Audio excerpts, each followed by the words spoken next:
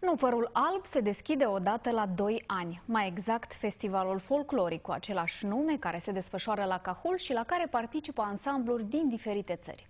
De aceea, săptămâna aceasta din sudul Moldovei a fost mare sărbătoare, iar aseară evenimentul s-a încheiat cu un adevărat carnaval al portului național. La ediția din anul curent au venit folcloriștii din România, Bulgaria, Polonia, Rusia, Ucraina și Belarus.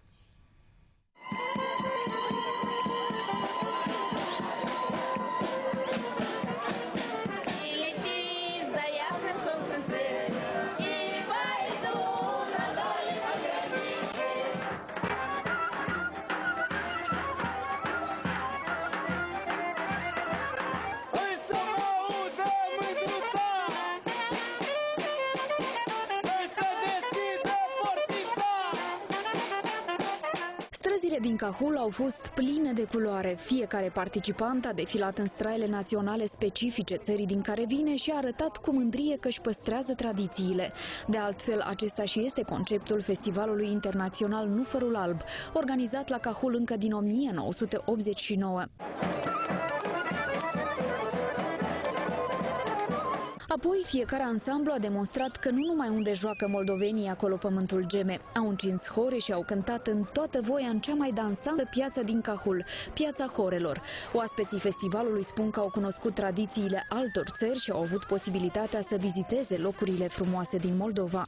Mi se pare minunat, am venit aici să cunoaștem tradiții, să cunoaștem porturi noi, să relaționăm cu celelalte țări, să fim mai aproape de românii noștri de peste Prut.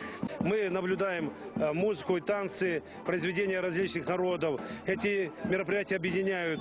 Это, в общем-то, фестиваль дружбы. Очень приятно играть для благодарной публики. Очень радостно, что принимают вот так вот.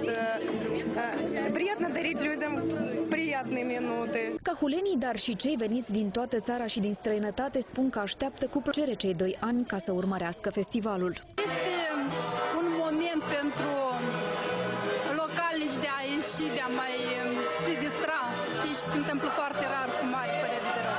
Atunci când se petrec astfel de evenimente, au de câștigat toți. Populația se relaxează, administrația publică obține venituri, copiii văd ceva binevenit, așa că trebuie să fie cât mai multe astfel de evenimente.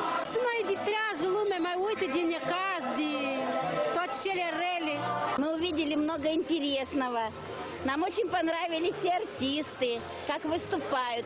La ediția din acest an, participanții la festival au ținut concerte nu numai în Cahul, dar și în alte sate din raion, iar la sfârșitul evenimentului fiecare ansamblu a primit câte un trofeu. De la prima ediție până la 10-a ediție, bineînțeles că este în permanentă creștere.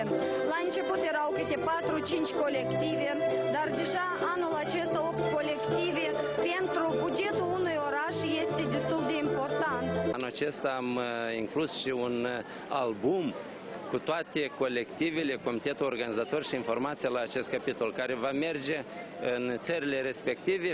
Pe vremuri, acest festival era organizat la lacul Sărat din oraș. Scena era improvizată chiar pe apă, iar spectatorii admirau prestațiile de pe mal. De câțiva ani, de când lacul a secat, concertele se dau în mare parte în Piața Horelor. Cea de-a 13-a ediție a festivalului Nufărul Alb a costat autoritățile circa 350.000 de lei.